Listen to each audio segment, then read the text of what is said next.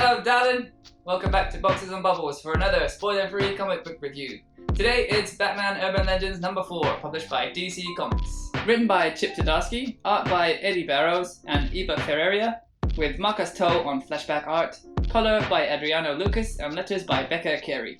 So, if you haven't already watched the video I made about The Joker Presents a Puzzle Box, that book and this one share some crossover, so I thought it would be a good chance to talk about this one today.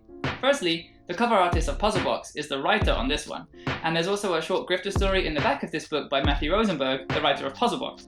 We're picking up with issue 4 here, which is somewhat of a strange place to start. So of course if you haven't read this from the beginning, I really recommend you do that before continuing with this video. But as always, I won't be getting into too many spoilers for issue 4, so if you haven't read it yourself yet, don't worry. For those of you who haven't been reading this series, the basics are that there's a new drug in Gotham called Teardrops, and Jason Todd, aka Robin, now aka Red Hood, has been trying to hunt down the pushers. In the first issue, he goes to a building he believes one of them lives in, but instead of finding the drug dealer, he finds a young boy named Tyler and his mother, who's died from taking teardrops. He asks for Oracle's help to find the father, who it turns out doesn't give a crap about the poor kid.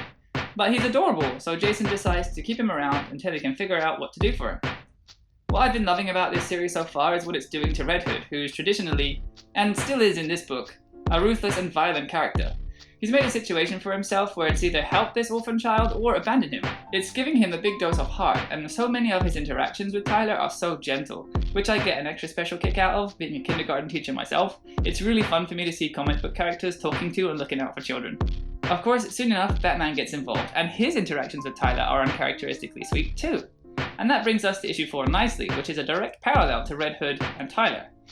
The focus this time is on Batman and Jason, and how Bruce, while still being stoic and, well, Batman, cares deeply for the boy he took under his wing. His bat wing. Red Hood followed a tip from a dealer about a stash hidden in a building, but when he gets there, Mr. Freeze is waiting for him and starts a scrap. Red Hood wasn't expecting Freeze at all, but he thinks that the situation is still, pretty much in hand. Unfortunately, he wasn't counting on the floor being damaged so badly, and falls through it like it was a Mortal Kombat stage.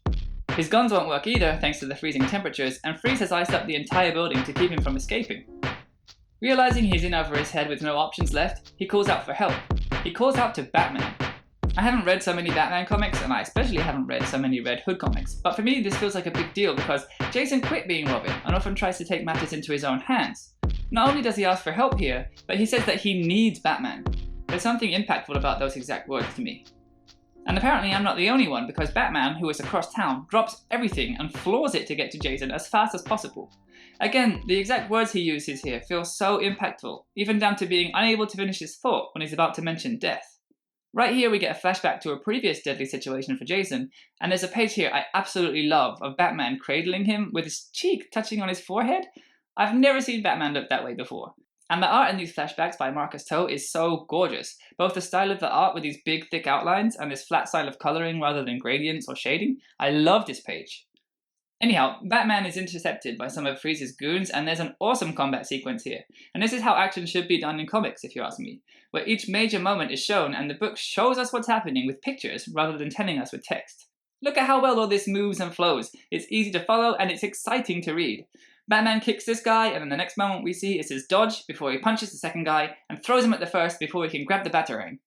I get such a kick out of seeing action like this, it's so cool. And then switching up again, there's such a sweet moment between these two where Red Hood is so relieved to see Batman. But there's not much time for sentimentality though, because a new enemy shows up ready to start some fisticuffs. So as I mentioned earlier in the video, I'm not the biggest fan of Batman himself, but actually there's been so many good Batman comics coming out lately. And even if this is your first one, I think if you know the very basics of Batman, that he's Batman, you can probably still get a kick out of this one. And that's it for today, but if you're interested in any other books that came out last week, make sure you check out the channel for some other spoiler-free comic book reviews. Until next time!